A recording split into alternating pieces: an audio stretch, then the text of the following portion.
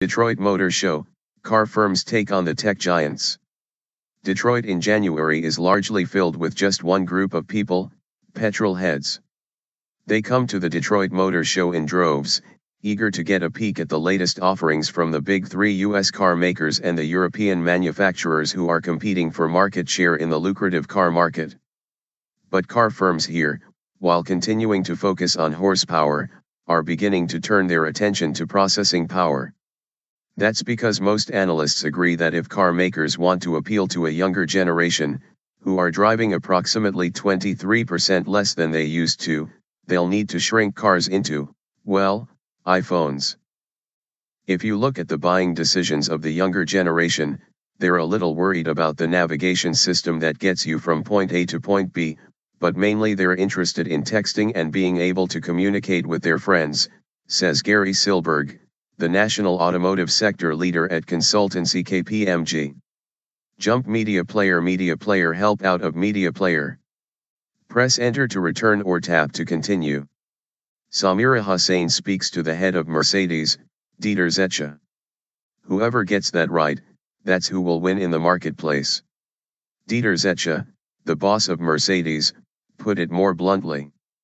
The car of the future is a smartphone on wheels, he told the BBC. Mercedes autonomous concept car, the F015. The Mercedes F015 drives itself, and can be reconfigured inside for business meetings on the move. Inside Mercedes autonomous concept car, the F015. Inside Mercedes autonomous concept car, the F015. Old v new. While only about 10% of cars are connected to the internet today, that number is expected to balloon to 90% by 2020, according to the consulting group Machina Research. The big question is who will be behind the software that connects cars, traditional car manufacturers like Mercedes and General Motors, or Silicon Valley giants like Apple and Google, who have turned their attention towards Detroit. Both tech firms have come out with in-car entertainment operating systems in the last year. There is a huge battle between the tech giants and auto firms right now, says Brian Reamer, a research scientist at the Massachusetts Institute of Technology's, MIT's, Age Lab and the associate director of the New England University Transportation Center. The question is, are you going to go to the dealer 5 years from now and have the choice of an Apple interface, an Android interface or a traditional manufacturer's interface? Line break. Special report, Global Car Industry. The Chevrolet Bolt EV. Line break. Staying agnostic. For now, most of the car firms, whose offerings are on display in Detroit, are playing it safe by keeping their options open, while keeping their ears to the ground about what's happening in Silicon Valley. Take Ford, for example. Mark Fields, the company's chief executive, told the BBC that the company was planning to open a Palo Alto office next week, to ensure that it remained close to Silicon Valley while considering its options. I think there are a lot of interested parties in what they call the fourth screen now, the screen within the vehicle, says Mr. Fields. There are a lot of competitors that we recognized, a lot of competitors we didn't recognize, and there are probably a bunch of competitors that haven't been born yet that want a piece of the auto industry. Don Butler, Ford's executive director of Connected Vehicle and Services. Don Butler, Ford's executive director of Connected Vehicle and Services, says the firm is device agnostic.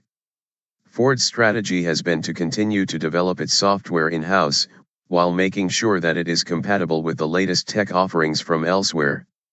It unveiled the latest version of its in-car entertainment software, Sync 3, at the Consumer Electronics Show, CES, last week, which featured upgrades like the ability to update the software wirelessly, as well as enabling it to interact with apps such as Spotify and AccuWeather.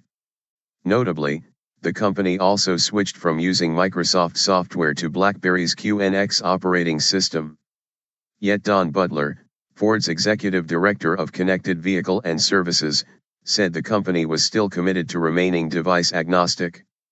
Whether you've got a BlackBerry, iPhone, or any of the various flavors of Android device, your phone will be compatible with the Sync system, says Mr. Butler. Chevrolet Bolt EV. Car makers are now competing with tech firms to design the software that connects cars. Keeping up. The crucial challenge for everyone will be to keep up with changing technology. We're willing to toss out a smartphone every year or so, but vehicles need to last 10 years, says MIT's Mr. Reamer. No one is going to have their iPhone 6 in their hands 20 years from now. This need to predict what consumers will want in 5, 10, or 20 years is complicated by the fact the industry suffers from a data problem. Continue reading the main story. Technology of Business. Special report, The Technology of Business. The Uber for India's Tourist Guides. Look ahead 2015, the future is here. Technology predictions fly into 2015.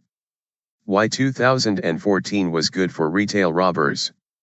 While Apple might know every app you open on your iPhone, and Google may know exactly what you search for on its engine, car firms really don't have a good sense of what exactly people want to do and interact with while in their cars.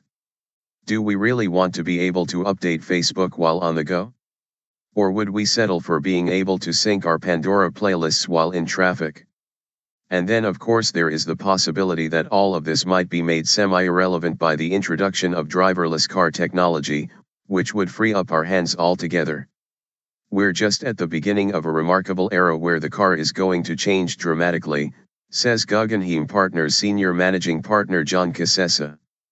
And all of us are at the moment just trying to figure out how long it will take us to get there.